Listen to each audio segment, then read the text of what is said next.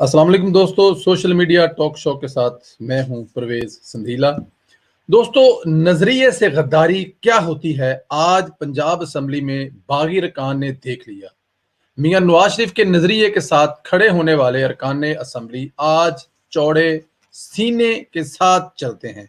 इनके जमीर पर कोई बोझ नहीं, लेकिन जो इब्नुल वक्त हैं, जिन्होंने मौके से फायदा उठाकर अवाम को बेवकूफ बनाया, फिर जाती मफाद की खातर वफादारी तब्दील करके मियां नवाज शरीफ के नजरिए से गद्दारी की और अवाम की अमानत में खयानत की।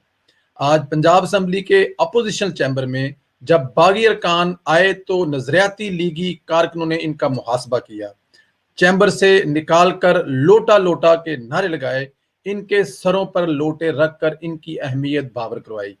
एक रुकन असेंबली फैसल नियाजी से इस्तीफा लिखवा लिया। अभी आगाज है, अभी तो अवाम ने इनका मुहासबा करना है, इनके मालकों का भी मुहासबा करना है। आज बात करेंगे, हमारे साथ हैं मुस्लिम लीग नून के रुकन कौमी असेंबली